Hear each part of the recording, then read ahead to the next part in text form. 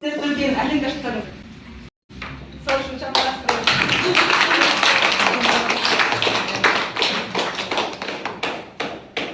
Endi men bir tek sen kirgani bo'lib qoldim ortada.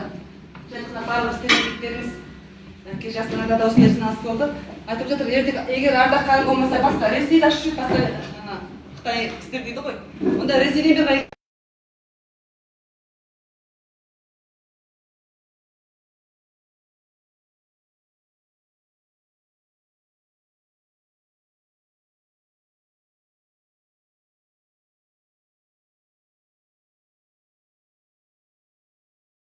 компания туралы то'q bilasizlar ғой ақпарат енді бұрыннан бері студиясында ғой. Сіздерге жаңалық ақпараттар, жаңалық туралы осы компаниямыздың әрқайсының болашағы қазіргі нақты жұмыстары туралы ақпарат есеп бере кетейік. Бүгін келгендеріңіз қандай жақсы болған, өте үлкен жаңалық, өте көп жаңалықтар бар.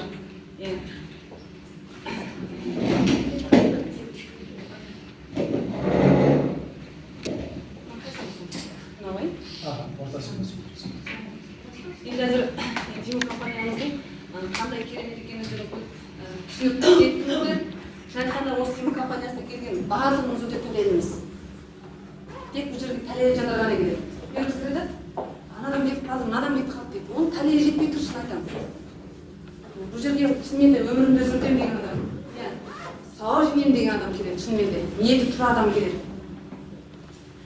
Бұл жерде өнім де өте керемет. Енді мына маркетингте ешқандай кісіні алдамаған, орға шықпаған ешқандай. Ешқандай енді тек қана қарсы жаққа ғана жақсы істеп отырған компаниясын өзін ойламаған. Осындай компания көрген жоқпын. Сондықтан компанияға сеніп салғысы келген әр уақытта. Осы компанияны қалай барлығымыз бірге қорғап, осы компанияны ары қарай үздіксіз осындай бүкіл адамзатқа көмегін бере берсін деп тілеймін. Енді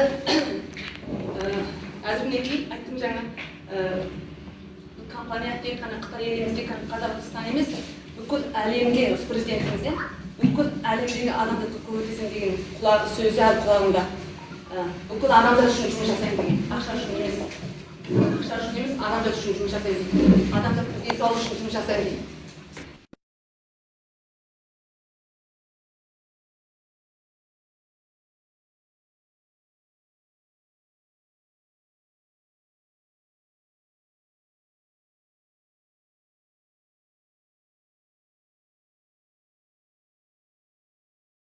Компания президенті ғана емес, депутат, онсында еліміздегі осы шөптер мәдениетін, неше жылдық шөптер мәдениетін дамытуға, қорғауға қорғайтын органдар бар ғой, мемлекет деңгейдегі бір елдің 7 жылдық, 5 жылдан ары тарихын қорғайтын.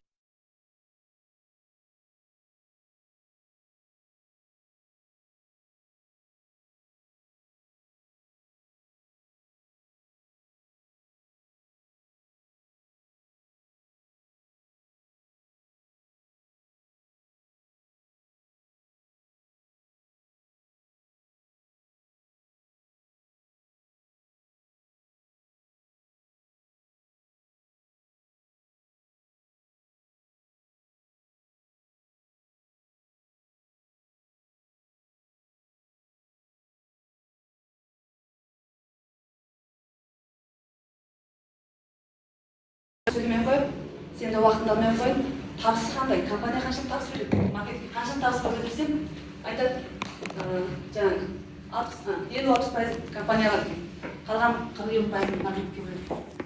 Енді өзің қанша уақыт болды дедім істегені?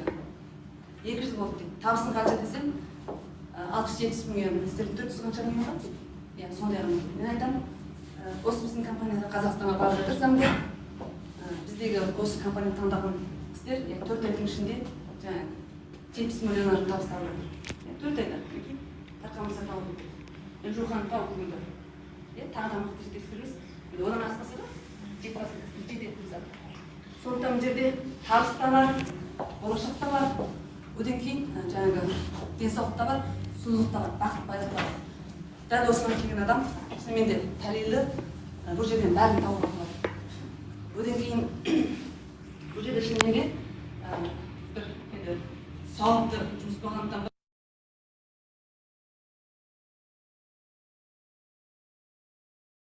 ойлаған жоқ. Бірінші жұмыс жасауды енді екінші менде қарсылық жатты. Ешқандай қарсын жемеген, иә. Мына айтады ғой, егер сіз жаңағы сауабыңыз жетпесе, жинаған сауабыңыз жетпесе, сіз қанша құлшынсаңыз да бекер дейді. Сіз қанша сауап жинайсыз, сізге өз жол ашылып тұрады, жақсы қайыр. Еңбегіңіз еселеніп бағаланып тұрады. Сондықтан мына жерде сіз бір адамға айттым деп осы кәсіпті шақырғаныңыз сол адамға жақсы жасағаныңыз. Ол адамды дұғаларыма денсаулық сыйларыңыз, сұлулық сыйларыңыз, жаңа бір кәсіп орайын беріп жатсыз, өмірін өзгертуге мүмкіндік беріп жатсыз. Сондықтан қандай арманыңыз болса, осы жерде орындалуға болады екен. Менің барлық арманым осы жерде орындалып жатыр.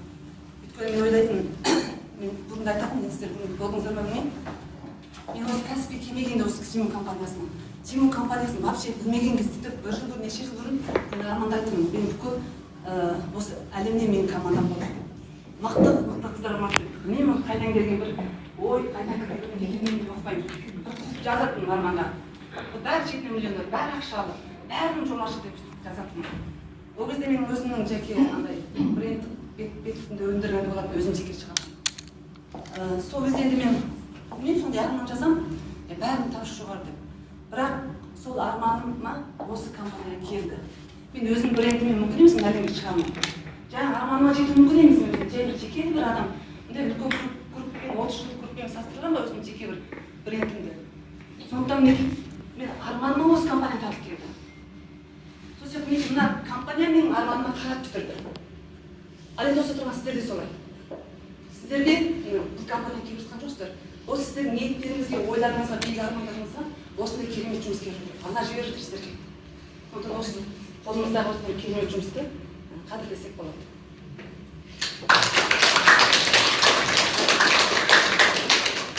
Енді бұл компания менде жаңағы өзінің неше жылдық жоспарымды алдыға қойып болды. Әзірге өзінің биылғы жоспардың өзін жүзеге асырып жатыр мысалы. Қазір шетел нарығына орналасуы, әзіргі жүзеге асып жатқан. Қазір осы біздің жібек жолы арқылы, құрлықтағы және теңізге жібек жолы арқылы әзірге жарты шарына жаулап болдық бара жатқанда. Әр жерден бірінші компания ашып жатыр, әрдайым жоспарлар үстінде. Одан кейін ағымдағы қазір менде бүкіл Азия бойынша, бүкіл жер шары бойынша, бүкіл дүниежүзі бойынша, біздің Қытайдан шығып отыр ғой. Шет мемлекеттерден қазір тұрақты айналымдағы осы біздің қазақ. Сол үшін шақалап қояшы. Раз.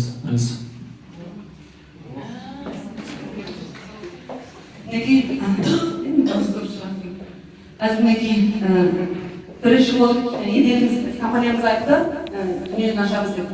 Бірақ осы уақыттан ашқан жоқ қой. Бірінші болып осы Қазақстан ашып жатыр. Тұрақты айналымға түскен, жоғары абырой жасап жатқан негізі Қазақстан. Сіздер. Енді мінекей әзірге біздің Қазақстанның территориясы негізінен барлық қалаларда ашылып болды. Баршылар осы әр қалада командаларымыз, қалай керек. Біздің Қазақстан емес басқа мемлекеттерге шығып командаларымыз. Әзір осы мінекей Алматыдағы мына компаниямыз негізгі компания болып қалады бүкіл Азия бойынша. Тұрақты бір компания. Осы негізгі главный компания болып офис компания дейміз ба, офис компания болып қалады. Енді мінекей Астанадан әзір заттық жерден алуға болады ғой. Әзір. Одан кейін Астанадан точка ашылды, Астанадан алуға болады. Бірақ ол жерде нақты филиал ашылған жоқ. Бұйырса мінекей осы 2 апта ішінде Астанадан, осы кейін 6-7-нің аяғында болады, Астанадан филиал ашылады осы компаниямыздың. Одан кейін Шымкенттен, Атыраудан филиал ашылады компаниямыздың. Қазақстанның төрт бұрышынан 4 үлкен филиал ашылады. Ары қарай мүмкін болса, тағы да бөлімшелер ашылатын шығар енді. Әзірге жоспар осылай. Енді ол 6 айға да бармауы мүмкін, Астананың өзін ашып қойды әзірге. Қандай керемет. Енді мына әзірге біздің осы главный компаниямыздың қызметкерлері өздерінің үстінде көріп жүрсіздер. Енді бұны басқа қалаға барғанда нәтижесінде пайдаланып айтсаңыздар болатын біздің Алматыдағы главный компаниямыз деп. Мына енді өздеріңіздің осы нелеріңіз, мына офистарыңыз компаниямыздың орны, іші деген сияқты. Оны енді басқа жаққа барғанда осы пиктікті қолданбастарыңыздар болады. Мақтанып тұрмын, Абаяның бойында деп. Енді әзіргі таңда қазір мінекей 5 мемлекет ашылып жүрді. Қазақстан қоспағанда. Біздің Гонконг біздің Қытайда болғанмен 1-2 саясат. Бізде оған немен барып, рұқсат туарлық алып, рәсімдік паспорт сияқты немен барамыз. Гонконгта ашылды. Гонконгта филиалымыз ашылған, ол енді біздің Канада, басқа Еуропаға шығуға өте оңай. Ол енді ашық район жаратқанда, біздің Қытай сияқты емес. Қытайда көп нәрсені шектейді ғой. Енді ашық район шетелге шығуға өте мүмкіндік бар. Одан кейін Малайзия ашылды қазір. Өзбекстан заңды тіркеу жұмыстарын бастап жатыр. Бұйырса, осы маусымның ақырында барлық жұмыс болады, сол жақта офистарды ашылады. Одан кейін Қырғызстан заңды тіркеу жұмыстары бітті. Бұйырса, ода осы маусымның басында сол жақтан осы филиал ашылып, сол жақтан саталуға боламыз. Одан кейін Индонезия ашылды. Индонезияда да жаңағыларыңыз болса, осы QR-ын жүргізіп, сол жақтан команда қабылдай бересіздер. Сол жақта сатысы жоқ затты қалай салам, қалай жеткізем демейсіздер. Әзір күні ашылып болған нелер, жаңағы филиалды компаниямыз, шетелдік жаңағы компанияларымыз. Шетелде ашылған жаңағы компаниялар. Мынау енді Индонезиядағы жаңағы орын адресімен, егер Индонезияда қылатыз болса, осы адресті бере салуға болады. Осы адресмен неге осы жерге барып жұмысын бастай беруге болады, жұмыс істей беруге. Нақты заңды башылар жатыр. Дәл осы сияқты.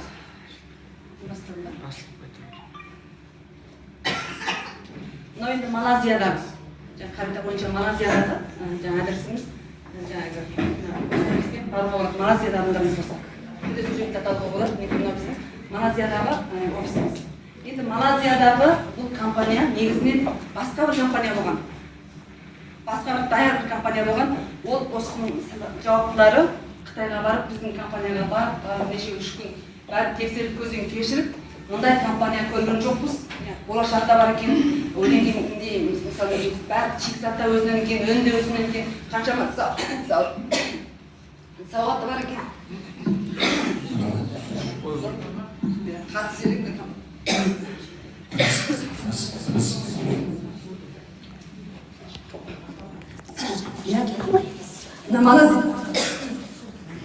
Малайзиядағы бұл компания басқа бір компания болған негізі, басқа жұмыс жасап тұрған басқа компания.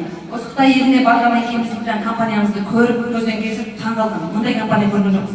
Негізі 20 жыл жасаған компания екен. Бірақ біз осы уақытқа дейін өз заты өзінен өнетін, шикізаты өзінен өнетін, зауыттар өзінен осыншама құдіретті компания көрмедік деп, барып өзінің компаниясын жауып, компаниясын қайтадан Симон деп құрып, қайтадан бірлеп осы командасымен біздің компанияға келдік, тапты. Мұндай бір үлкен компанияның біздің осы жеңілдікті таңдап отыр.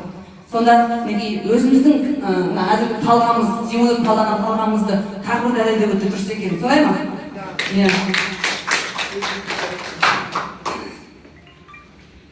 Мынау Қырғызстандағы адресі, кімдей беріп қойдым, арқамыздағы адресті керек болса алуларыңызға болады. Мына сол офисіміз енді орнын алып қойдық деп ремонт жұмысы ғана бұйырса маусымның басында іске қосылады.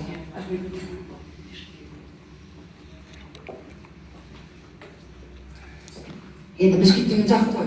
Сіздер командаңызда бар шығар жақтар, сондықтан заңды жұмыс жасауға болады жақтан. Заттасып жүрмейсіздер.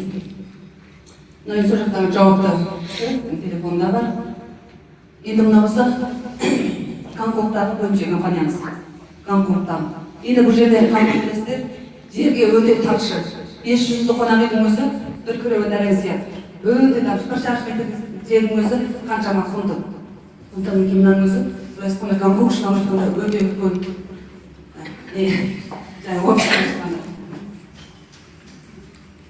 Енді бұйырса мінекей 8-ші маусым айында 8-ші тамыз айында Ресей және Тәжікстан компаниямыз.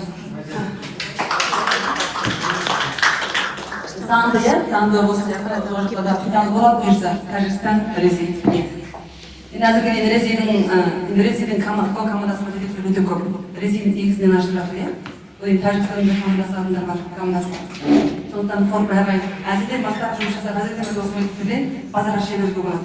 Айта беріңіздер. Енді әзір сіздердің 6 системада осы 6 өнім бар. осы алты өнім бар. Енді осы алты өнімнің өзінде мінекей ортамызда үй алып жатыр, толық қажылай. Яғни жаңағы 500 миллион, 70 миллион, 80 миллион деген сияқты бастап жатыр. Мінекей алты өніммен.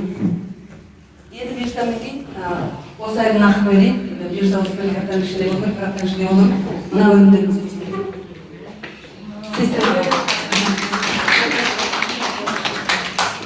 бұйырса мінекей екіншісінде сатып кіреді. Оның система қосылғанша бір аптаға кетуі мүмкін. Осының бәрі қосылатын болады. Қандай керемет. Енді сізді жай 70 миллион, 200 миллион таууға да болады ғой, мүмкін бар?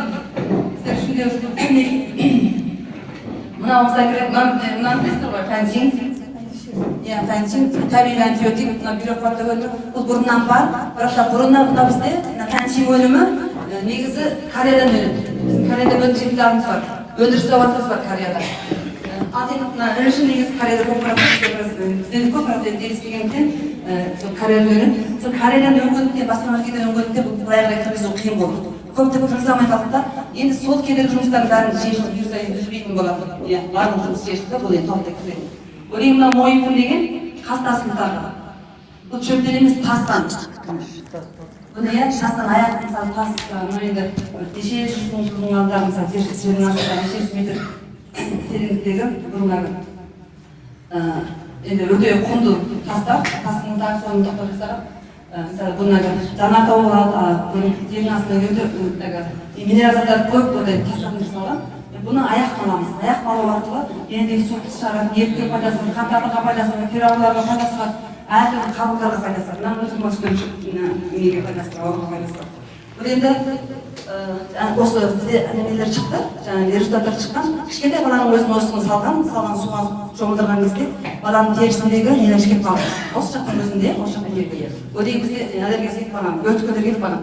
Одан кейін бізде терапия дейміз, алапес дейміз, ақ болып кетеді, соған да керек. Бұл адам ағзасына қажетті минералдың бәрі тоқтап береді. Жай ғана тас емес бұл, суықтылық шығарады, қан ағзасын жақсартады, қан тамырларын. Одан мына не дейміз ғой мына тамыр жуан жақтың варикоз. Одан кейін мына крем. Біздің ана мына крем біздің спирит сияқты. Спиритті шашырсақ бетімізді көтеріп кетеді ғой. Мынанда жақтан бір-екі рет жағып кетіп бетімізді көтеріп жағымыз бетімізді қоршамаған. Үстінде сынақ жасап бетімізге болады болғанда. Өте керемет крем. Бұл коллаген толықтырып бетті көтеретін ролы бар. Бізде мынаның жолдап берсе болады, иә? Мына көздерінің өте сұранысы өте көп. Енді осылай ары қарай жалғасты, тағы да бізде енді ай сайын жаңа шығып отырған жақта. Ай сайын жаңа өнім, бір айда 2 өнім шығып жатыр. Шетінен осы сертификат көтеріп ақтырған осы жаққа қарай Қазақстан системасымен қоса береміз. Мына өздеріңіз оқып беріңізді. Жаһандық логикалық логистикалық жоспарлау. Бұл керемет. Неке қарамыздан Орталық Азия ашылды. Осы Орталық Азия Қазақстан негізі Қазақстан Республикасы ашылды. Оның бәрі логистикамен кетіп жатыр заттар, иә? Әлемде. Одан кейін Индонезияның заты сол жақтан кетеді. Өзінің жергілікті логистикасымен кетеді. Сол жақтан заказ жүрсеңіздер болды, әдір шинчасы болды. Шығып жер жағын Малайзия бола ма, Индонезия бола ма, қай жерде әдір шинчасы системаға. Сол жақтан кете береді. Заказдармен адам өзі сол үйге тұрған жасыса болды. Үйге тұрып сіз дүниені істей бересіз. Ал енді мына жерден шетелдік қойма. Шетелдік қойма ашып жатыр. Қазірдің өзінде бізде 12 мемлекет ашылып болды. Менен Жуханнан сұрай қой. Негізі шет мемлекетте көп ашылған жаңа Жуханның командасы, осы Дархамазанның командасы. Біз қанша мемлекет ашылса, қанша мемлекет ашып көрмесін, санап маңызын деп жазып жатыр. 12 мемлекет ашып жатыр. Енді оның бәріне мысалы Кореяға, басқа Америкаға, біз Қытайдағы логистика арқылы кетіп жатыр да, Қытайдағы. Оны мысалы маған жылда бір мен жылда Қытайдағы логистикамен байланыс жасаймыз. Сөйтіп енді біраз күрделі жұмыстар болып жатыр әзірге дейін. Ал енді мына шетелдік қойма болса, сол шетелде оның шетелдік қойманы біздің әзірге Қытайдың шет жағалау, теңіз жағалау райондардан қаладардан сол жерден ашады. Теңіздің маңайында Гуанчжоу, Гуандун өлкелерінің жағынан. Сол жер арқылы бүкіл шетелге сатылады. Ал енді бұны қалай мысалы сіздің Америкада болғаныңыз жаңа заңды тіркелмеген мемлекеттер, мысалы Кореяда бар адамдарыңыз, Америкада бар, Германияда бар деген сияқты. Ол жақтың қарыздарыңыз болса, енді бізден сата ала береді. Ал ақшасын қара жетіп кеткенде, ақшасын біздегі не бойынша. Виза картаға қойыңыз. Виза картамен үстіне төлей береді. Бұйырса. виза картамен. Иначе сіз нотариат аласыздар ғой нотариатмен, иә? Бюджет көп өтпей нотариатмен де істемейсіздер. Тек Каспийде Қазақстанда халыққа ке жаңа Каспий арқылы, иә, сол өзіңіз системалы түрде ақша төлей бересіздер. Иә, 24 сағат жұмыс жасай бересіздер. Аз ғана сол жұмыстарды тұрып жатыр енді. Нотариатқа сұрап отырмайсыздар, иә? Команданыз 24 сағат жұмыс жасай бересіз, сізге ұйықтап жатсаңыз ақша кіре береді. Ал енді тек қана Қазақстанмен шектелмейді ол, айтып тұрмын, виза картамен жұмыс жасайтын болса, жаңағы халықаралық жаңағы қоймашылар болса, бүкіл дүниежүзіне әрекет береді.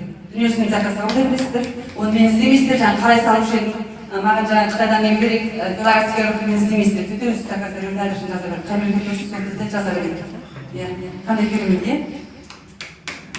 Сол үшін бір шапалақ.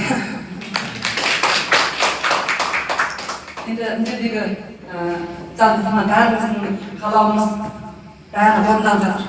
Яғни Бақытжан мырзалар мемлекет басшысының сондай болсыншы, бүкіл мемлекетке кете беретін болсыншы деп талап қойған. Сол мінекей барлықтарымыздың талабын компания бірден қанағат етіп жатыр. Тек қана сабырлық, уақыт шешіп оған бәріне уақытта жетпеген сияқты. Енді мінекей тағы сіздерге жаңағы ақшамен Каспиймен төлей беретіндіктен, түрде ала бересіздер, сіздер өздеріңіз Каспийден зат алған сияқты ала бересіздер. Сонда сіздерге мінекей бөліп төлеу қосып қойды. Yani gazetemin üstünden Al. Енді тым жаңа келмейтіндер үшін осында таратылған. Осы негізі біздің компания ешқандай ешкім қарызға кіргізгісі келмейді. Бұндай қосылған таратылған көптеген жағдай орнына кіргізбес ішіндегі спонсорларымыз таратылғаннан кейін мынаны қосып енді осыған да күйге еместің халық бар. Бірақ бұл жерде зиянға кірмейді ғой әрине. Бұл жерде қимылдасуға да әрекет жасаса болды. Еңбек еселеніп төленіп жатыр, иә? Табыстау мінекей. Алдыңғы 20 мың кейін неше айдың алдында 26 мыңмен бастаған жетектердің әзірімізде айыпталса неше жүз мың, неше миллион болып жатқан жетектер көп шығып жүрген. Иә. Сондықтан мінекей сол жағдай кеңес командаларында орнынан тұрып жетекші деген ең арманын компания тағы да орындап берді. Жаңағы біздің тек қана біздің Малайзия емес, Аргентинада ашып жатыр, иә? Аргентинамен де біздің компаниямыз сервис құрып жатыр. Біздің президентіміз Аргентинаға барып осы Чесмалиен туралы конференция өткізді. Біздің жаңағы президентіміздің бастамасын айттым ғой бағана, бүкіл дүниені ашу. Бүкіл дүние жүзінде осындай конференция өткізіп жатыр алдымен. Чесмалиеннің қандай керемет екенін танытып жатыр. Ағай ақындар болашақ танытып еткеннен өздері таныстырып, осы компанияны қарап тұрып жатыр. Аргентина дұрыс айтыпсың. Өткен көрсетілгенде 23 мамырда Малайзияның май 26 майда, 23 майда Малайзиядағы компаниямыздың ашылуы болады бұйырса. Ода осы жерге қатар енді бастап ашылып жатыр. Жаңағы компаниясы өткен 6 маусымда осы Қазақстан елінің жаңағы осы Азия базарының жаңағы ашылу салты болады. Одан кейін неге мамырда осы айда Малайзия ашылып жатыр. Одан кейін маусым айында Астанадағы неміз ашылады, бөлімше компаниямыз ашылады, филиалымыз. Одан кейін маусым айының аяғында Индонезия ашылады. Индонезияның ашылуы болады. Одан кейін шілде айының басында Қырғызстан, шілде айының аяғында Өзбекстан ашылады. Одан кейін тамыз айында Ресей мен Тәжікстан. Біз соларға ескертпейтін жоспармен көп шетелді ашып жатқан жайлар барлық документтерін салыстырып. Енді әзір осы жаңағы жібек жолының құрлық жолымен темір жолдарында жарық түрде әлемді алып жатырмыз. Ары қарай көптеген жолдарымыз деген сөз. Бір жылдың өзінде қанша мемлекет ашылса, бір жылдың өзінде сіздердің өздеріңіз ойлаңыздар. Осы отырған қазақ сіздердің командаларыңызда 12 минут ашып берді. Жаңағы біздің топ қоймамыз ашқан болса, тіпті әзірдің өзінде ешқандай жағдай жоқтың өзінде 12 мемлекет ашып жатыр. Одан кейін керемет бір қуанышты жағдай, біздің айттық, алында бізге бір осындай система керек. Тіліңізді, бетіңізді тарту арқылы, рәсіміңізді жүресіз, сол арқылы сіздің диагнозыңызды айтып береді. Енді оның дұрыстығы 92,8%. Біздің еліміз бойынша екінші дәрежелі аппараттың тең тексеру нәтижесі. Енді бұл Бұны бұйырса осы маусым айында, 6 ай, маусым айында 11 мен 15 аралығында бізде Қанкүнда саяхат болады. Оған осы алдыңғы айда осы айда чартердағылар барады, жетекшілеріміз баруға болады. Сол жерде осының ашылу саты болады. Яғни сол чартердағы жетекшілер осының ашылу сатына қатысады Қанкүнда. Яғни бір айда 600 мың юан оборот орындасаңыз, боковойыңыз 200 мың болса, бір 1400 юан төлейді, негізі одан жоғары статусқа алған не болады. Бірақ та осы жай жетекшілерімізде баршылық көрсін командасын дамытуға мол ақпарат алсын деп сол кісілерге мүмкіндік беріп қойды. 1400 юан қосып төлейді, ары қарай жаңағы чартерді сатады, Қанкүндағы осының ашық сатылы болады. Бұның кереметі қажет еді. Бізден системада қазір мына өнімдер сатып қайтып оборот көтеріп жатырмыз ғой. Табысымыз артып жатыр, табыс түсіп жатыр, енді мына досым. Мынаның бағасы қанша сіздерде? 30 мың, бұның бағасы 30 мың. Ода тауар сияқты сатыласыздар. Сондықтан әзір сіздің командаңыз қанын шығарып қойып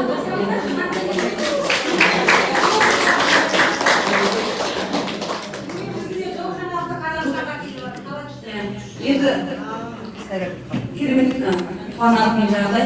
Бұл әзір елімізде бұл болған жоқ. Бірінші біздің компания құрды система. Одан кереметі бұл тағы да сізге жаңағы диагнозыңды айырмай бірге не үшін керек екенін айтып беремін. Системада не үшін керек екенін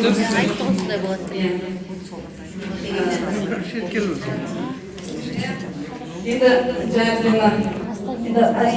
азғыр жағдайда шетел ақылай мұнан барып жүрген шарттасы болды ғой. Енді халықаралық жаңағы жасалып жатыр.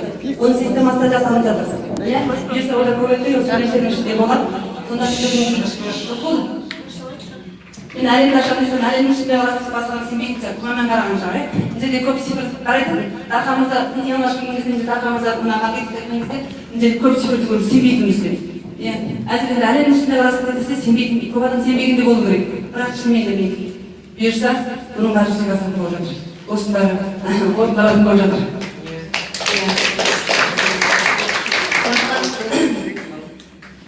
Сондықтан көзді жұмыстарын жұмыс жасау керек. Ана-мынаға қарамау керек. Тек алға қарай. Біреу мысалы сізге бір мына жақта бір адам айтып отыр, ой андай екен, мындай екен деп. Сіз соған қарап сынып қаласыз, бірақ ол жұмыс жасап кете береді. Сондықтан өздеріңізге қол жеткізіңіздер. Бұның болашағына өздеріңіз ойлаңыздар, өздеріңіз сеніңіздер. Сіз сенбеген жағдайда, көзіңіз жетпеген жағдайда, ана-мына сөздерді кете бересіздер. Бір қала тұрып тағы таудан сұраған, осы сияқты мұқашқада өткен сияқты. Мына компания тағы бір компанияға кетейік. Жаңағы айтып бұл басқа компания парқтауын бірақ бір сөзбен парқтауға болады, табысты сұраңыздар. Компания маркетинге қанша табыс беріп отыр деп соны ғана сұраңыздаршы, болды. Бір жерде сізде 80% жететін компания жоқ. Мысалы, бұдан бұрын мен осы компания істеп көрдім, өзім көрген жоқпын шын айтамын. Сіздер көрдіңіздер ме 80% табысты компания көрдім? 80% бөлетін компания ондай болған жоқ. 80% жаңағы табысты маркетинге бөлетін компания көрген жоқ. Бәрі бірінші өзін ойлайды. Бірақ компания айтты, өзінің 3%-мен қатыса алады. Бір адамнан 100 юан алғанша, бір адамнан 1 юанмен, бір адамнан жаңағы 10 теңге тапқанша, бір адамнан 10 теңгемен, 10 теңге табыспен қанағат болып отырмасынан. Өйткені жаңағы жеңіл, өнім сапалы. Ол деген бұның енді өйткені компания шынымен ұзақ тұрды. Осы біздің өнімнің сапасын осы компанияның жан-тауы еді.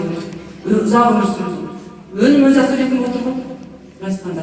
Мұндай өнім таппайсыздар. Және бұл өнім әзірге мына сапасы да керемет, тағы да бұның дәрежесін тағы өсіп жатыр. Тағы да сапалы жатыр Расында. Ол кезде тек сүймеймін. Ол кезде мына шекпен бірге қорғайтын. Тағы да ай сайын керемет өнімдер шығып. Және керемет тағы жаңағы бара-бара неге осы келесі жарым жылда тұрмыстық өнімдер шығады.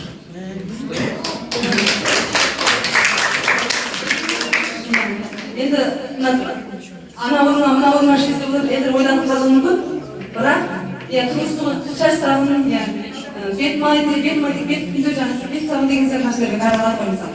Соларды қызып базарға шығып одан кейін жаңағы бір өнім алсаңда өшпейді ғой бізде, ешқандай міндет жоқ, ешқандай шарт жоқ болғанда. Сізге бір өнім алсаңда, бір шарт сабын алсаңда, бір мындай бір іспет алсаңда мәңгі өшіп сол адамның жаңағы бір өмір тұтынуысымен қатысы бар, оның бүкіл командасының тұтынуысымен қатысы бар. Және тек сіздің емес, оның өзінің өмірінде тұтыну емес, оның келесі ұрпағының тұтынуысымен қатысы бар. Қандай керемет. Енді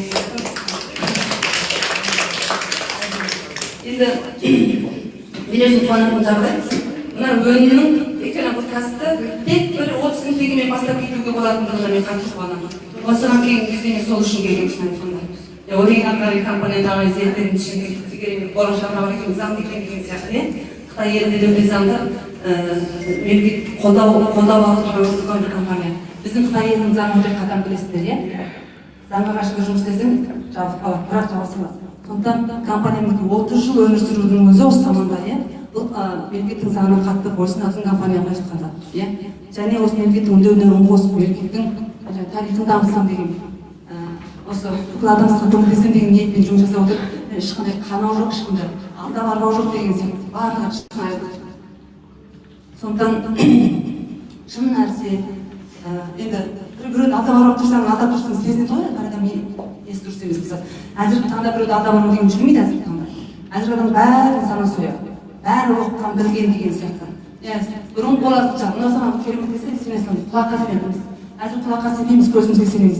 Мынаның бәрі жаңағы көзімен көрілетін нәрселер ғой бәрі. Үстінде, үстінде сен үстінде жаңағы қалыптап үстіндесің, қанша уақыт жұмсап ақпарат берсеңіз де, сол еңбегіңізді төлейтін болады. Үстінде жаңағы беттік сервистің көзі неғып шыққан, мынаны шыққан кезде, бері қолай ардақсы болып шыққан деген сияқты. Сондықтан бұл жұмыстың тез дамып бара жатқанда осы өніммен тығыз байланысты.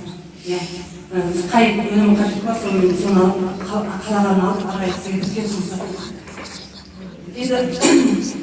Сол енді шетелде ашып бізге қиын емес болып қалды, шетелде ашып бізге арман емес болып қалды. Бәрін шетелде ашуға болады. Сол үшін де айтуымыз керек, шетелге бару үшін де, шығу үшін де, жол жүру үшін де бізге қаражат керек қой. Сол үшін бізге сол шетелдердің ақшалардың мүмкіндік шыққанша біз осы маңайымыздағы базарды елеуіміз керек, қалтамызды қалыптатуымыз керек. Шетелге шығу үшін де сіз құрдан құрмасаңыз болмайды ғой мысалы. Оның үшін шетелге шығу үшін шетелдегі мықтыларды бағындыру үшін қажет керек, білім қажет, кәсіптік білім қажет. Сіз мынандай компания оқуға тұрсаңыздар болмайды, солай ма? Сондықтан мінекей сіздердің осындай деңгейге жетулеріңіздің барлығы өздеріңіз үйреншілік қасиетіңіз. Табысқа жететін адамның бірінші қасиеті үйреншілік тоқтатпау керек. Ары жетілу өсу керек деген сияқты. Одан кейін арай қауіпсіздікке көңіл бөлу керек, жетілге шығуды ойлаймыз. Сондықтан бір нақты байланысында туған болған жағдайда, танысыздың болған жағдайда шығып барлығы болады. Сол енді осы жаңалықтарымыз.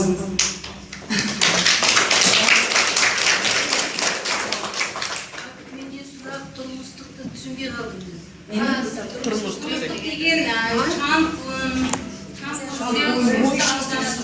Жұмыста қолданатын өнімдер. Үйге қолданатын өнімдер. Сәтті дейді уақыттарыңыз алмай, келесі сөз басқа жетекшілерге берейін. Рахмет барлықтарыңыз. Жаңа айттым, президенттік басқарманы осы бүкіл адамшылық көмектесін бүкіл осы еліміз мәдениет дүниеге таныстырып отырмын. Сол мінекей қарап тұрсақ президентіміздің осы армандары орындалып жатқан барлық істерін атқарыңыздар. Рахмет.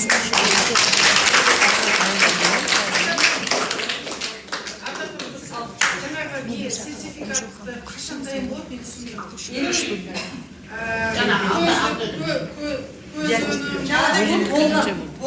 Мен енді басталады бұл келіп жүрген. Бірақ та бұйырса қолдарыңызды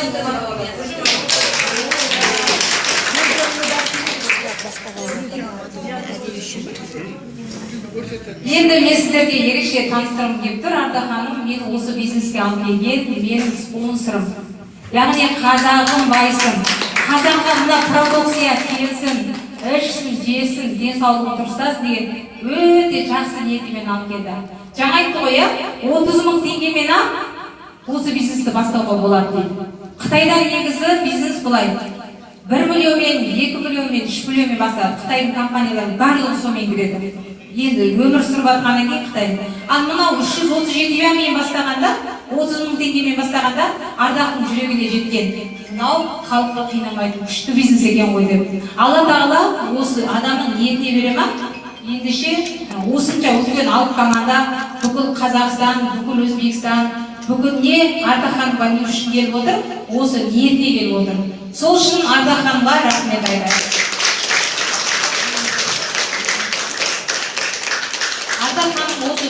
маған алғаш айтқан кезде шыны керек мен 1 жыл жүрдім. Бизнеске бірден келген жоқпын. Себебі мен бір компания, Қазақстан компанияны тастап кеттім. Ой, Қытайдың компаниясы, ой, Қытайдың продукциясы, ой, Қытайдың маркетингінде ақша жоқ, классика деген менің миымда негативтер менің ол бизнеске мойнымды бұрғызбады даже. Содан кейін 1 жылдан кейін мен Қазақстан компаниядан үлкен ақша таптым. Өте үлкен жетістікке жеттім. Өкініштісі ол компаниям жабылды да қалды 1 жылдан кейін. Маған обидно ма? Сонша бүкіл Қазақстанды аралап 24-7 сағат жұмыс жасаймын, компаниям жабылады. Ал Ардақ ханым осы Қытайдың компаниясын таңдады, мен таңдамадым. Екі вариант бар, маған неге Қытайды, неге Қазақстан таңдау керек? Мен патриотпын ғой, Қазақстан таңдадым. Бинар дедім. Бинаршықтар барсыздар ма? Бинарда ақша көп дедім. Классика ой деп есілмей, Ардақ ханым 1 жылдан кейін 20 миллионға шығып алған ғой, пассив доходы. Ал мен 0 компаниям жабылады. Сол кезде барып адамның басына бір нәрсе тигенде ғана ойланады ғой, дұрыс па? Менің басыма тиді, компаниям құлады, и содан кейін барып мен өзім ойлана бастадым.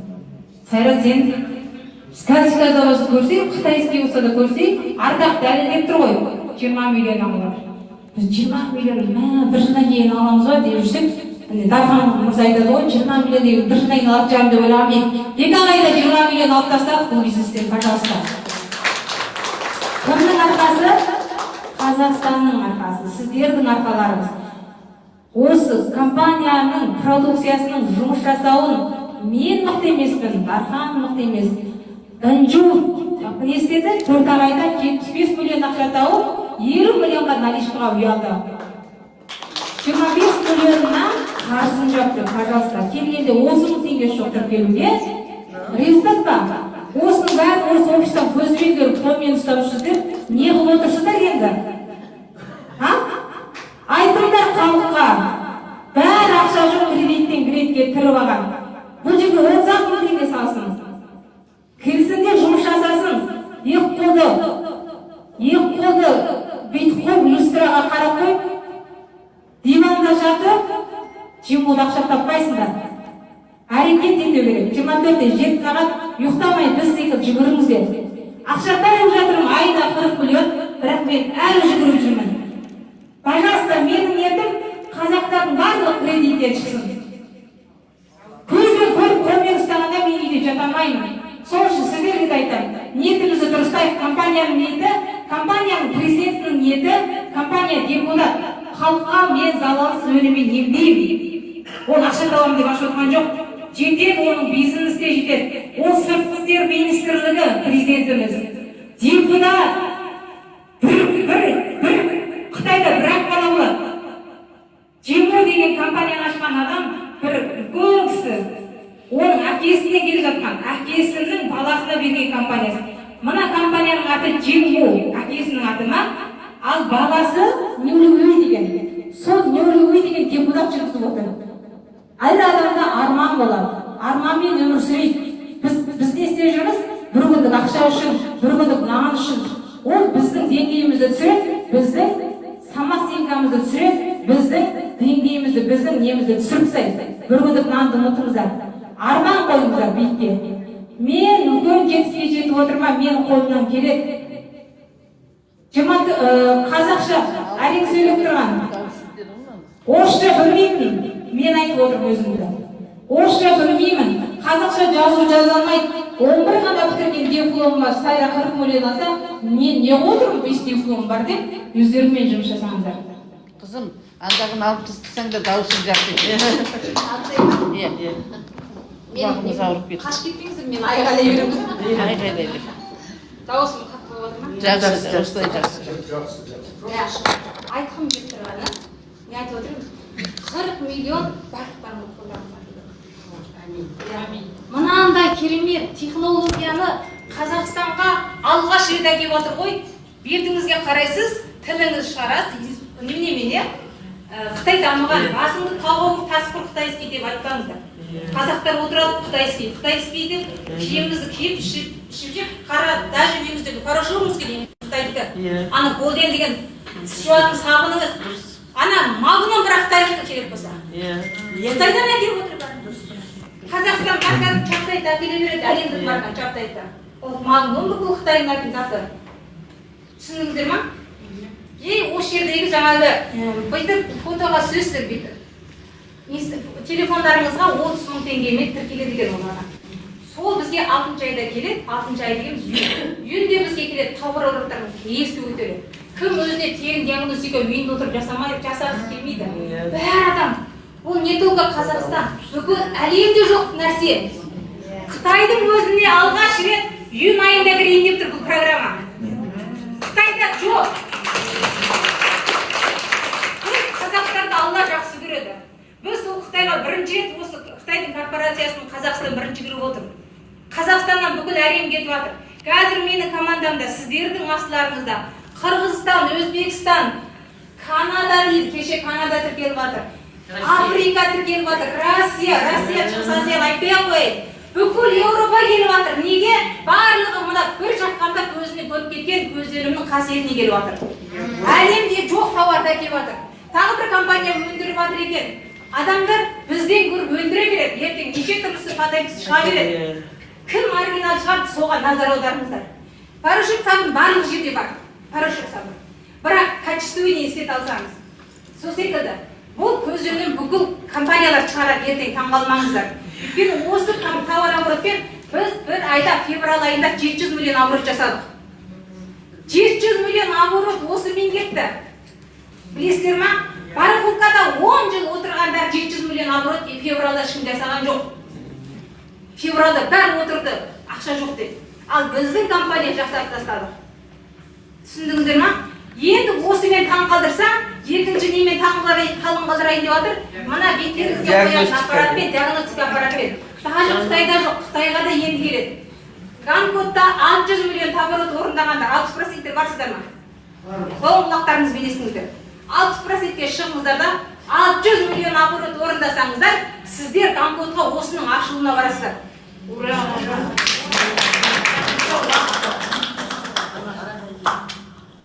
Осының обороты, осының открытиесіне барасыздар, мынау бүкіл Қазақстан, Малайзияда офис екеніне. Барлық офистарды көрсетіп жатыр. Сіздерге айтқым келіп отыр, біз бақыттымыз. Қытайға кірген жоқ, даже осы не, жаңа біздің айтып отқан технологиямыз, программамыз Қытайға кірген жоқ. Қытайға кірген күні Қазақстанға кірейін деп тұр ғой, қалай керемет бақытымыз. Осымен әлемді жарып тастаймыз. Түсіндіңіздер ме? Қолда бар алтынды бағалайық. Бір жылдан кейін әттеген ай деп отырмаңыздар, осы жерде отырғандардың. Кім істейді, сол миллионер болады. Кім істемейді, бір жылдан кейін қашап деген отырғандар.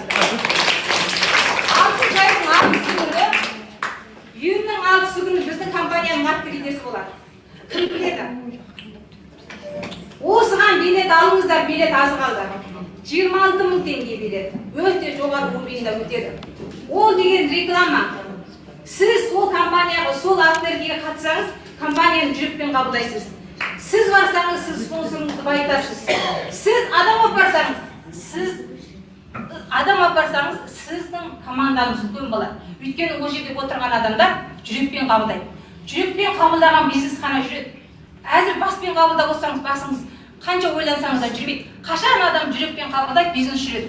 Жүрекпен қабылдау үшін не істеу керек? Жүрекпен қабылдау үшін продукцияны ішу керек. Продукцияны жағу керек. Продукцияны ең әзір результат айтады, мына жерге шығып, соны тыңдау керек. Сосын кейін не істеу керек? Күнде осындай обучениеге келу керек. Сол кезде компанияға махаббаттарыңыз артады. Махаббат болған жерде не болады? Ер мен әйел қосылғанда не болады? Бала болса, сіз махаббатпен компанияға кірген кезде нәтиже болады. Түсіндіңіздер ма? Махаббат берсін. Махаббат берсін. Компанияның әрбір презентациясынан қалмау керек. Қазір мен мынаны алып кеп беремін, кім алады, менен алыңыздар осы жерде. Ой, менің орнынан алып кеттіңіздер ме? Мен сізге қымбат беріп берейінші одан. Ең алдыңғы орын деп. Осы беріп тұрып біз. Билет алыңыздар, иә? Билет таусылып жатыр. Сосын кейін не айтайын деп тұрмын. Қазір Дархан мырза маркетинг айтып жүресіз ғой, иә? Сіз айтасыз ғой, иә? Одан кейін тағы бір айтайын. Билетті менен аласыздар, иә? Қазір билетті компаниядан ақша жібергенде компаниядан аласыздар. Тағы не айтқым келіп тұр? Біз осы компанияны жұмыс жасап бастағалы не істедік? Қытайға 200 адам бардық. 200 адам ешқандай еңбек сіңірмеген сіздерді Қытай бірақ апарды ғой, пожалуйста. Ешқандай еңбегі сіңбеген команданы апарды, 200 адам. Компанияға разымыз ба? Келіп компанияны көріп қайсын деді. 5 жұлдызды қонақ үй, 7 жұлдызды қонақ үйге жаттық. Бардық, рахаттандық, қыдырдық, компанияны көзбен көріп, жүрекпен істеп жатырмыз. Қазаққа жақпайды, кейбіреуіне негативті айтып кетті. Пожалуйста, ондай негатив айтып жүретін адам өмір болады, оған өмір нәрсе жақпайды. Біз жетістікке жетем десең саңырау бол дейді. 2 құлағыңды жап та алдыға қарай шап. Екіншіден, біз Хайнанға 30 адам бардық. Білесіздер ма? Хайнан статусын жауып 30 адам барып, тегін рахатта саяхатқа бардық. Енді 70 адам бара жатырмыз. Кім бар осы жерде 70 адамның ішінде? Тұрыңыздаршы. Тұрыңыздар. 70 адам Қазақстаннан қайда саяхатқа? Вьетнамға кетіп бара жатыр.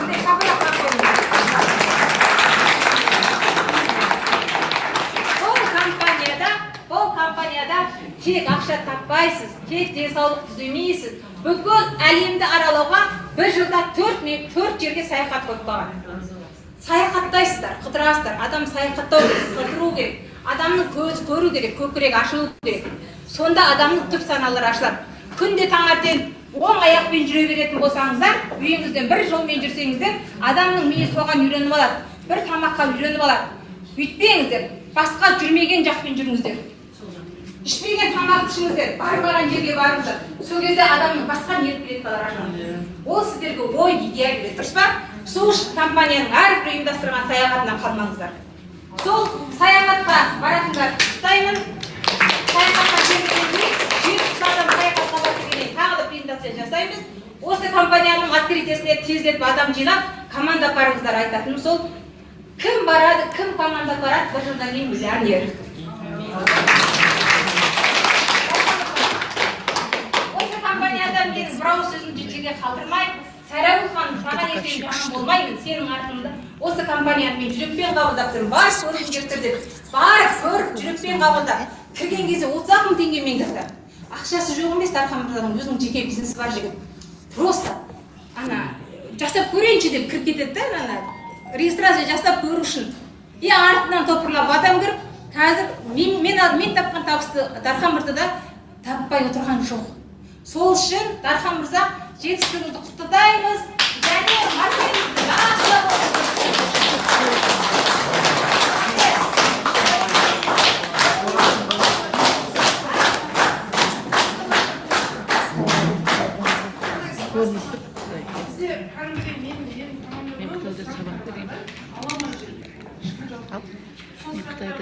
Белинсінде сабақ берген.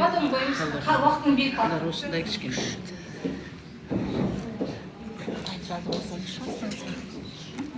Көрем аша.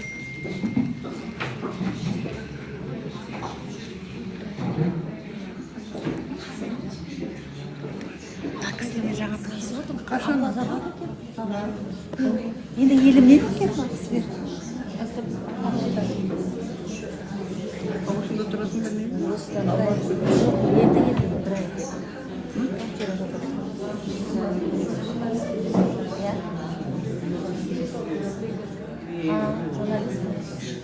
Саламатсыздар ма, қалдеріңіз қалай? Маркетинг қызықты ма негізі? Айтайық па маркетинг? Ардақ ханның жаңалығынан маркетинг айтып келмей қалшы. Ардақ ханның жаңалығы күшті болып тұрған. Енді қараңыздар, әріптестер, бұл жақта Жұмыңғыр корпорациясында корпорациядан бөлек, өлімнен бөлек табыстауға болатын күшті мүмкіндік бар. Бұл маркетинг жүйесі Қазақстанда 10 жылда бір өзге салып берген маркетинг жүйесі. Маған сеніңіз. Мен 5 жыл проект іздеген. 5 жыл бойы менде сетевой бизнеспен айналдым, дос, таныс деген өте көп. Шақырады, шақырған жерден қалмайды. Жақсы әдетім бар. Шақырған жерден қалмайды. Өйткені өзіме сол сұрақты всегда қоямын. Дархан, отказ беріп всегда бересіз. Мен істемеймін деп отказ беріп всегда бересіз. Барда тыңдады. Барамда тыңдang, проект өтпейді. Ойлаңыз, сөйтіп 4 жыл жарым жүреді. Ойлаңызшы. Жұрттар 1 жылда 4 проект ауыстырады. Анаған кіреді, шығып кетеді, не болды десең білмеймін, болмай қалды. Мен 4 жыл жарым жүрмін проект іздеп, ойлаңызшы. Бірақ өз-өзін түсінбей не іздеп жүрмін. Мынандай проект келетінін білмеймін ғой. Бірақ білмеймін, әйтеуір бір келіп қалар, бір біріне шығатын келіп қалар. Содан Сайрагүл ханымға звондаймын, осы кісі істеп жатыр. Бірдеңені істесе осы кісі істейді. Сөйтсем Сайрагүл ханым, дархан сен бекер звондап жатқан жоқсың, алла өзі звондады. Кел, сен іздеген проектті кел. Сайрагүл ханым оның алдында маған 3 проект ұсынды. Үшеуіне де кірмейді, өтпеді білмеймін, ана проект өтпеді, көңілден шықты. Мына жұма намазының алдында звондаймын. Ана айтқан сөзінің өзі әсер етіп кетті. Дархан сен іздеген маркетинг келді. Содан жұма намаздан кейін барамын, жұма намаздан кейін қатысып бақ мына маркетингте ардаққанды түсіндіреді. Өмір бойы бинарный істеп көрген адамға классикалық маркетингті қабылдау өте қиын. Бірақ мына маркетингтің бір жері бар, қалай ма? Орысша қалай айтады, бір изюмингісі бар. Өздеріңізді байқайсыздар. Бір қыстап тұратын жері бар өзі. Айтады ғой, сен маған ұнайсың, бірақ қай жерің ұнайтынын білмейсің.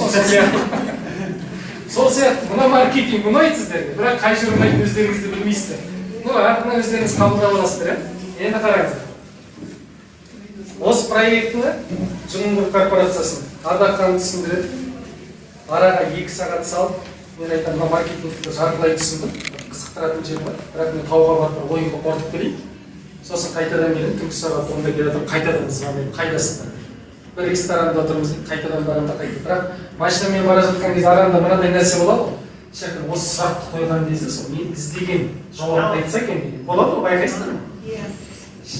Теріс айтпаса екен, онда істеген неме қалады. Барамда мана қойған сұрақтарды қоям, сол мен іздеген жауапты айтады ғой. Маған қарсы жауап айтпайды. Мына точно накопительный, вход доступный, ай сайын активат жасамайды. Ана 60% дәрежеге уақытқа шектеу қоймаған. Ана бәрі келіп жатыр да сөзбе сөз. Соның барлығын қазір сіздер өздерің теріп аласыздар. Енді қараңыз. Жұмынгүл корпорациясын істеп жатқанда 33 жыл болды, 33 жылдың ішінде 156 больницасында бұл компанияның өнім сатылды. Оларды өздерінде докторхана деп атайды. Қытайдан келген оралман қазақтар бір айтқан басқа болып отырмыз. Ешқайсысы аптекадан барып аспеген аналогын сатып алмайды. Олар тек қана шөппен, олар ішкен шайдардың өзі бар ғой. Бренд аналар, ішіп жатқан шайдардың өзі. Жұмысқа алып келіп ішіп жатқан шай үшін неше түрлі жеміс жидектерді салып тұрып ішеді. Ананың шайына қызығасың, біздің пакеттердің шай мұнан басын өтпей қалады. Күшті адам, жұмысқа алып келіп тұрған шайдардың өзі. Жұмынгүл корпорациясы Қытайда сетевой маркетинг жүйесімен жұмыс жасау сатылымы өте қиын. Маған сеніңіз. Бізде Қазақстан істеп жатқан біраз сетевой компания бар, Қытайдың компаниясы, аттарын атамай ақ қояйын. Заводтары бар, бірақ өздері маркетинг жүйесі Қытайда жұмыс жасауға рұқсат бермейді. Разрешение жоқ ол. Ал Жұмынгүл корпорациясы карантиннен кейін 4 жыл бұрын бастаған, тек қана ішкі Қытайда істеген 4 жылдың ішінде осы жақта біз секілді, сізбен біз секілді 30.500 теңгеге тіркеліп, қазіргі таңда айына 7 миллиард 500 миллион табады. 7 миллиард 500 миллион айына табады, жылына емес. Айына. Ана кісіні ертең барғанда көресіздер, бір карандаш қабылдап келген, ағзасын тазалап, көзінің зрениесі жылдан жылға, жасы 60-ға келгенде көзінің тасқара болады деген ғой. Компанияның өнімімен ол кісі қазіргі таңда миллионер. Аллах тағала көз жанарын алып тастайын деп страх беріп, ол аяқ астына миллионер болып кетті, түсіндіңіздер ме? Продукт. Компанияның основателі емес, сол кісімен таныстырып. Енді қараңыздар. Қытайда сетевой маркетинг жүйесімен жұмыс жасау үшін 2 шарты бар екен. Бірінші шарт шикізат өзіңнен шығу керек, өз лабораторияңда өндірілу. Басқа компаниядан сатып алмау керек, басқа елден шикізат сатып алмау керек. Екінші шарты резервный фондта 80 миллион юан ақша тұру керек. Біздікімен санаған кезде 6 миллиард 500 миллион теңге ақша. Оны не үшін айтып жатыр? Бізде бір проект ашылатын болса, халықты на бумажка тіркейміз, соның жинағасының ақшасынан сайт жасатамыз, одан кейін барып өнімге заказ береміз. Сайтты 3-4 ай күтеміз жасалған, продуктын 3 ай күтеміз, сонымен 7 ай болады, ол кезде сенің бүкіл жинаған команда тақап бачыт болады. Бірақ осы алғашқы 2 тармағын айтқан кезде менде мына болады ғой, рамка болады менде.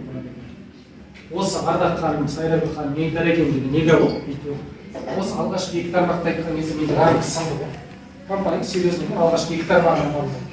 То есть, шикізат өзінен шығады, резервный фондта 6 миллиард 500 миллион ақша тұрған. Основатель ХБ өлкесінің депутаты бұл кісінің әкесі ашқан, қазіргі таңда баласына мұра болып қалды, алтын бәйтерек деген мағынаны беретін Жұмынгүл корпорациясы. 33 жылдық жұмыс жасап жатқан жас компания, бірақ 1,5 ғасыр, 3 ғасыр, 3,5 ғасыр, 4,5 ғасыр компания түбегейлі сатып алды. Ойлаңызшы, серіктес емес, түбегейлі сатып алды. Бұлар кезінде Қытайлардың өзінде тарихы бар, өзінің кезінде патшалары болған, хандары болған деген сияқты. Солардың кәдімгі ұрпақтарына дәрі-дәрмек шығарған компаниялар. Ойлаңызшы, түбегейлі компания сатып алған серіктес емес. иә Төрт бір тарихи компания историясы бар. Түсінбедім жаңа сөзіңізді. 4 компания біріккен бе? Жоқ, Атен компания сол жұмыс корпорациясы түбегейлі сатып алды. Сол сатып алды. Сол үшін компаниялар сатып алған арқасында ол түбегейлі корпорация болып аталады. Енді сертификаттан өтіп кетейін. Халал сертификатты біз не үшін алдық? Өйткені бізде Қырғызстан, Өзбекстан, Қазақстан, Қырғызстан. Бірақ халал сертификаты қазіргі таңда Германияда, Америкада маған сеніңіздер. Өйткені ол жақта да мұсылман. Сондықтан бұл продажаңыздың өсуіне үлкен үлесін қосады. Өнім барысын жаңа өздеріңіз көресіздер, оны айтудың қажеті жоқ. Бірақ ағза тазалайтын комплекске тоқталады міндетті түрде. 167 мың теңге тұрады ағза тазалайтын комплексі. Осы өнімді аласыз, осы өнімді алған кезде осы өнім тек адамға бір аптаға ғана жетеді. Ойлаңызшы, 167 мың теңге бір аптада ішіп тастау вроде жалды. Ойлаңызшы, 167 мың теңге ішіп тастау. Бірақ бір аптаның ішінде адамдар колоссальный результат. Зрениесінде проблема бар ма, жүрегінде проблема бар ма, бүйрегінде проблема, өкпесінде проблема бар, қанында проблема бар ма, жалпы айтқанда кожасында проблема, өнім сонысымен күшті. Ұйқысы нашар адамдар болсын, ұйқысы келмейтін адам, тез әлсіреп қалатын адам.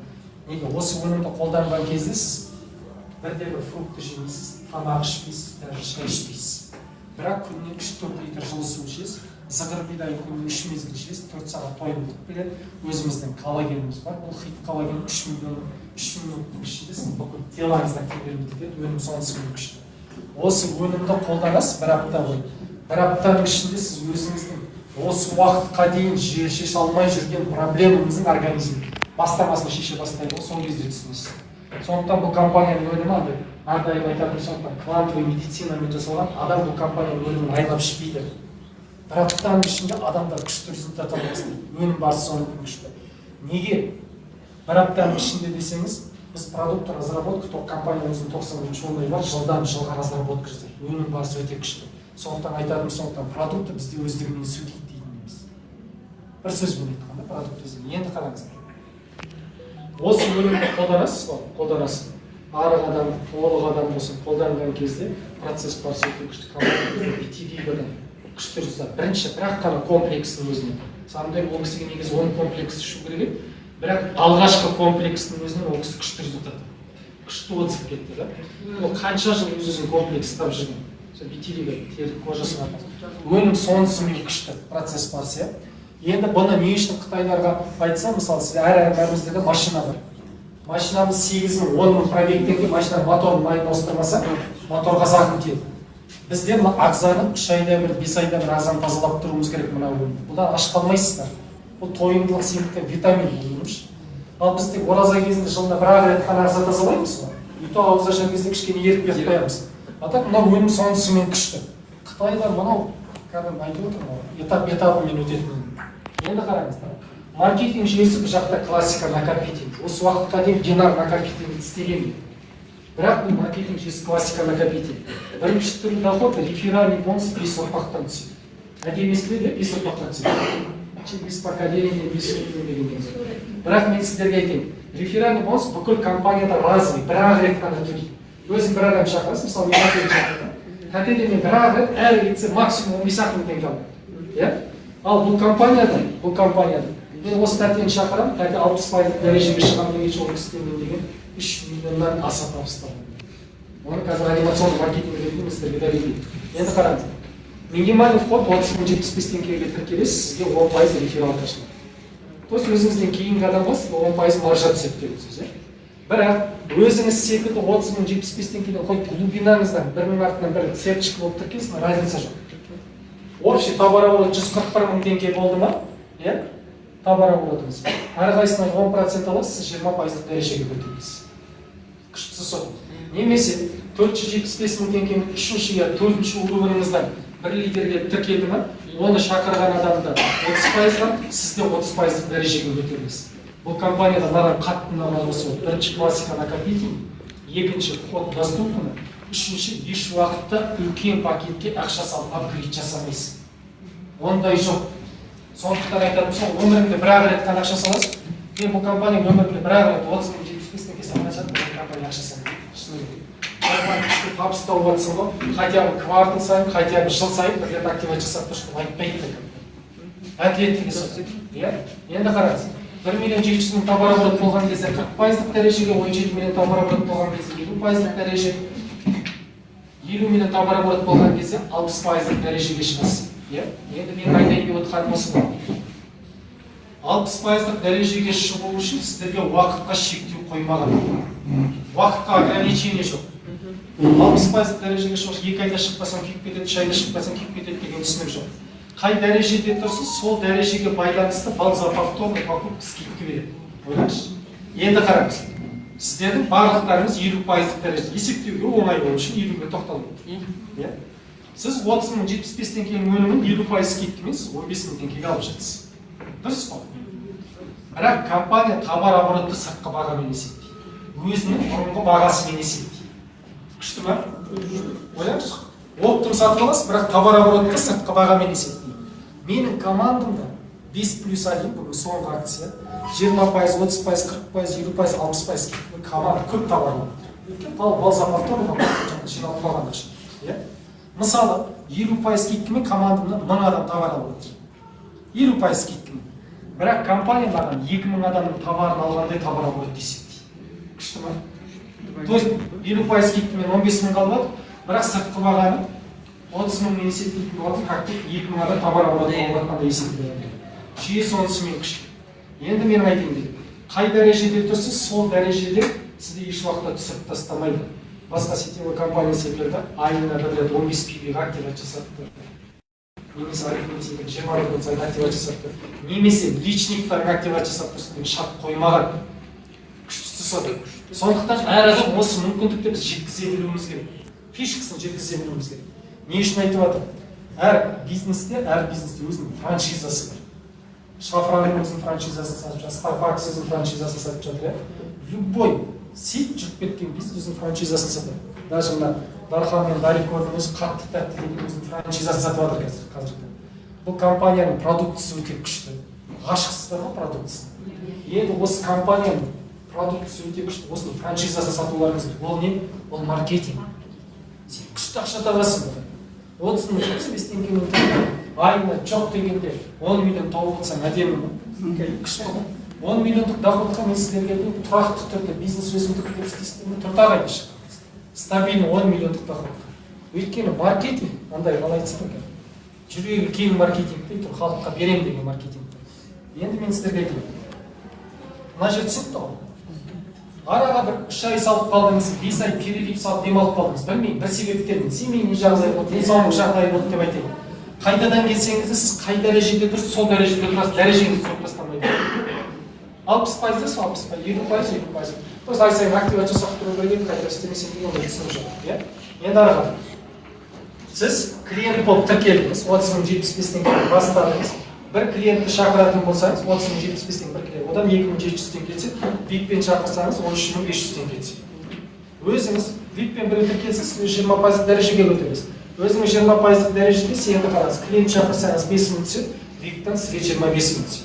30% семейный дәрежеде сізге 7 мың түседі, VIP-тен сізге 35 мың теңге кетсе. Коммунальный 40% дәрежеде 9 мың теңге кетсе, 45 мың теңге сізге кетсе. Жеке шақырғаныңызда. И товар обороттан скидка 50% дәрежеде 11 мың, 55 мың, и товар скидкамен 19 мың. 60% дәрежеге келген кезде қараңыз. 13100 теңге, VIP-ті шақырған кезде 65, осының 10% депозитіне шотқа түседі, сізге таза түседі 60 мың теңге ақша. Бұл өте күшті нәрсе. Мына жер түсінікті ғой. Енді қараңыз. Сіз 10% дәрежемен тіркелесіз. Мен маркетинг всегда минималкамен есептеймін. Екінің бір максимальный пакетпен, средний пакетпен кіре бере алмайды. 30 мың 75 теңгемен студент те кіре алады, пенсионер де кіре алады. Ол күшті нәрсе. Енді қараңыз. 3 досыңыз шақырдыңыз, біреуге үй алу керек, за наличка, жуып алды, сол үшін кірді ол. Бір жігіт бар, кредитін жауып керек. Тек қана кредит. Мен командада айтамын, 3-4 айдың жай күшті ақша таптыңдар ғой, арна квартираның ақшасын таптыңдар. Неге квартира алмайсыңдар, сен Дархан мырза қарыздарымыздан енді құтылдық дейді. Сөйтсе, бізде кредит бар екен ғой, мен оны ойламаған. Ал біреуін тұрады, ол за ипотека, квартира немесе машина алғысы келеді. Сондай өзіңізге сенімді адамдарыңыз бар, 4-5 адамыңыз бар. Шақырған кезде ауызбен келеді. Мен осы 3 досымды да қалай шақырдым білесің бе? Досым, мен істемеймін деп отказ беріп всегда бересің, кел де тыңда. Келіп тыңдағанның арқасында 4 айдың ішінде за налички квартира алып болды. Өз-өзіне отказ берген жоқ. Оныңды шақырған айналдырған 4 адам. Система соны смен кетті. Енді қараңыз. Осы 10% дәрежеде тұрған адам өзінің біраз жағына 10%, бір жағына 20% дәрежемен шақырды. Ол өзі 20% дәрежеге көтерді, оның үстіндегі адамдар 20%. То есть сізді 20% дәрежеге көтерді. Екінші адамымыз 20% мен екі адамды шақырады, өзі 20% дәрежеге көтерді, бірақ сіз 30% дәрежеге көтересіз. Бірақ мен сіздерге айтайын, кірген суммаңыз өзгерген жоқ. Жаңағы сөзіме дәлел солар. Бұл компанияда өміріңізде бір-ақ рет қана ақша саласыз, одан кейін бұл компанияға еш уақытта ақша салмайсыз. Түсінікті ғой? Енді қараңыз, 10% дәрежеде тұрған адам 30% бір адам шақырса, ол 30%-ға көтеріледі. Ана 20% дәрежеде тұрған адам 30% екі адам шақырады, өзі 30%-ға, үстіндегі адам 30%-ға, бірақ сіз 40% дәрежеге көтересіз. Тағы да ескертіп айтамын, бірақ кірген суммаңыз өзгерген жоқ. 1.700.000 40% деген ол 1.700.000 деген пакетін сатып алғандай дәрежеде тұрсыз. Бірақ кірген суммаңыз өзгерген жоқ. Осыны біз халыққа жеткізе беруіміз керек. Мен әр бірінші түр доход реферальный бонусты айтып жатырмын сіздерге. Енді мына жерден өтіп кетеді. Енді қараңыз. Сіздер қаласаңыздар да, қаламасаңыздар да 60% дәрежеге шығасыздар. Күшті ме? Жақсы ғой?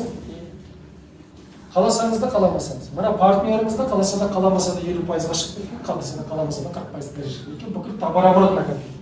Бірінші заказ, повторный заказ, промоушен заказ, барлығы накопитель. Сол дәрежеде тұрсыз. Енді қараңыз.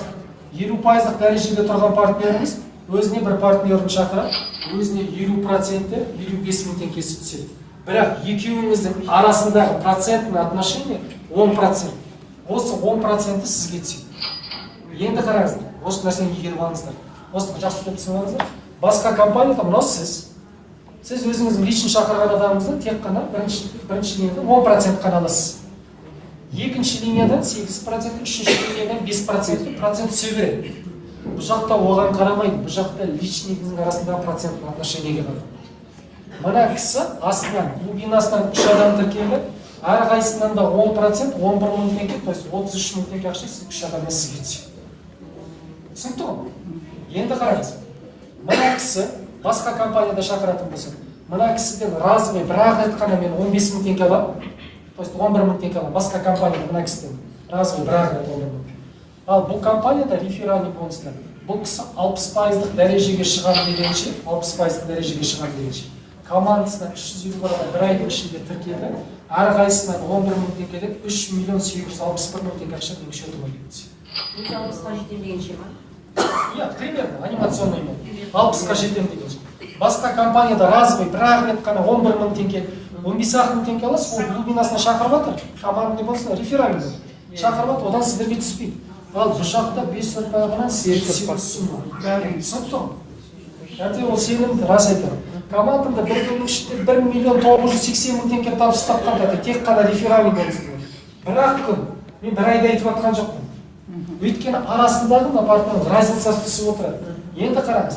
Екінші лидеріміз 40%-ық дәрежеден өзіне 20%-ық бір адам шақырып 45.000 теңге түседі. Бірақ екеуіміздің арасындағы проценттің отношение 20%. 22.000 теңгесі сізге түсті. Басқа компанияда тағы да айтамын. Мына кісіні шақырсаңыз, разовый бір-ақ рет 20% бірінші линиядан, екінші линиядан 10%, үшінші линиядан 5% түседі. Бұл жақта оған қарамайды, личныйыңыздың арасындағы процентке қарайды. Глубинасынан 3 адам тіркеледі, әрқайсысынан 22.000 теңгеден сізге 66.000 теңге ақша түседі. Түсінікті ме? Енді бұл кісі 40%-ықта тұр, 50%-қа, хотя 50%-ық дәрежеге шығам дегеннің өзінде де командасына бір айдың ішінде 140 адам тіркеледі, әрқайсысынан 22.000 теңге айттым ғой. Глубина, ширина имеет значение, тек қана арасында процентке қарайды. Әрқайсысынан 3.080.000 теңге ақша түседі. Әр бірінші түр доход реферальный бонустар жүрмін. Басқа компанияның хоть рефералкасы болсын, хоть командный бонусы болсын, хоть матчинг бонусы болсында, біздегі бірінші түр доходқа жетпейді, біз рефералды тапқан табысына жетпейді. Сол үшін мен көптеген компанияның лидерларымен отырып маркетинг толық разбор жасағанбыз. Есептей білесің ғой деп, мен әрдайым айтатын сондықтан. Есептей білген адамға цифр адамды еш уақытта алдырмайды. Сондықтан мен әрдайым осыны айтамын. Досым, отыршы есептей білесің ғой. Бәрі кәсібіміз адаммен жұмыс жасау. Самый лучший инвестиция ол адаммен жұмыс жасау. Хоть самсахан атсаң да адам керек, хоть картина сатсаң да адам керек, хоть бассейн сатсаң, хоть кондиционер сатсаң да адам керек. банкте жұмыс жасасаң да менеджер болып күніне айына бір айдың ішінде план қойып 20 адамға депозит аштым, 20 адамға рассрочка аштым, 20 адамға каспи болт аштым. Әр адам, сондықтан ойлап қалмаңыз, сетевой бизнесті солай болған адам шақырмайды, сен өмірің адаммен байланып отыр. Қарапайым құрылыспен айналыссаң да, элементарный нәрсе. Сварка жасасаң да саған адамдар келіп клиент бермей сен қайдан аласың? Жүйе сонысын түсінікті ғой, енді қараңыз. 40% дәрежеде тұрған партнеріміз 50% дәрежеге көтерілді. Ол плюс табыстау жатыр, плюс дәрежесі көтеріліп жатыр. Дәл солай. Енді қараңыз, мен сіздерге айтайын. 60% дәрежеге шыққаннан кейін личник шақырудың азарты енді бастайды. Партнер қосудың азарты енді бастайды. Ең күшті 60%. Сол үшін 60%-ға бір ақ айда шығып алыңыздар. Сосын барып 10 жұмыс жасайсыздар.